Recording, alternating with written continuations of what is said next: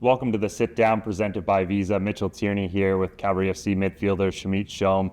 Shamit, you've been with Cavalry now. This is your third season, but you've been a professional footballer for 10 years. So I kind of want to just go back and it's been quite the journey to get here, obviously. Let's start out Edmonton. Obviously, you grew up there. What are kind of your first memories of growing up in that soccer community?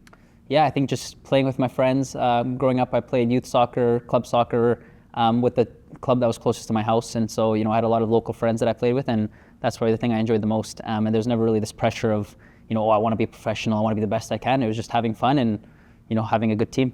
You got to kind of live the dream of signing for your local club, FC Edmonton, then in NASL, your first professional contract.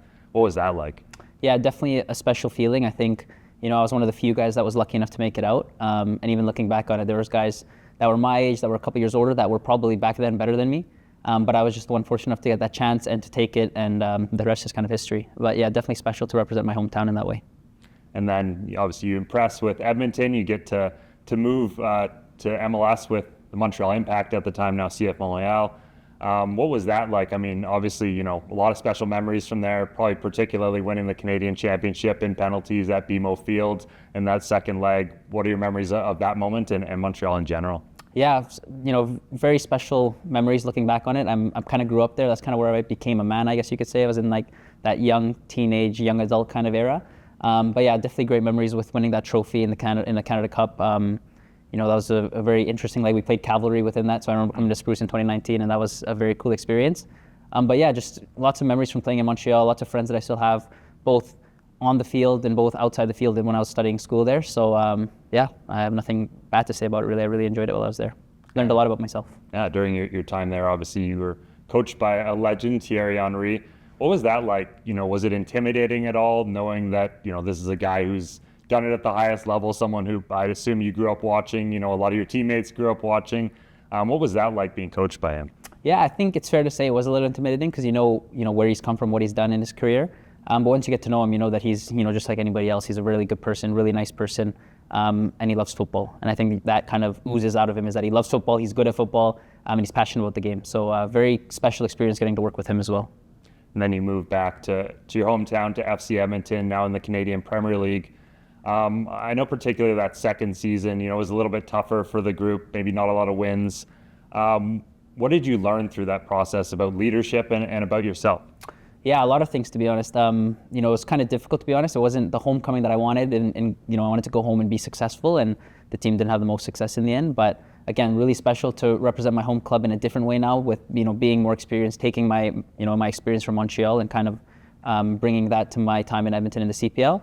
But yeah, I just learned that sometimes there's gonna be moments where you're not winning, but it's how you react and how you respond. And now I'm here, and I'm very fortunate for all the experiences that I've gained to kind of bring that into Calgary now. So yeah, and how special has this Calgary experience been? Obviously there's been quite a process, getting to the final in 2023. Obviously the next year you guys go out and win it. What have you learned through that, and kind of the highs and lows of being part of such a winning culture? Yeah, it's been very special. I think we've learned there's two sides to the coin, right? There's consistency in the regular season, and there's showing up towards the end of the season. And in two different seasons we've done both in different ways.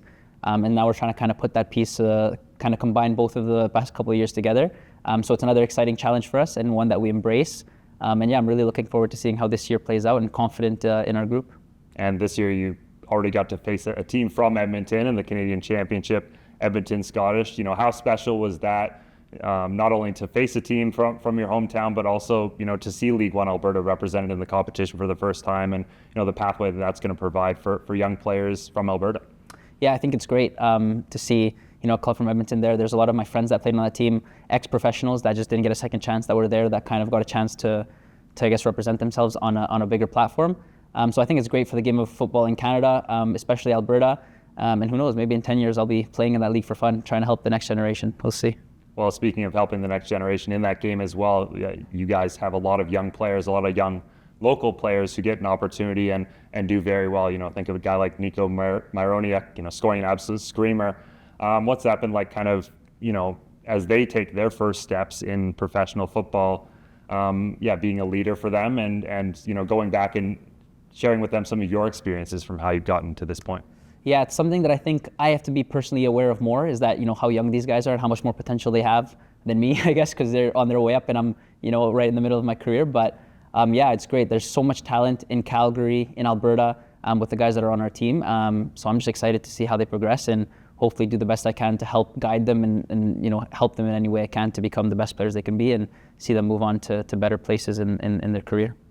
And looking ahead now, what are your goals for this season? And I know there's been maybe a bit of interest from the Bangladesh national team as well. Is that something that's on your radar? I think for me, it's just I want to challenge myself in any way possible. Different environments, different places to play, different conditions. So I think that's something that I'm looking forward to.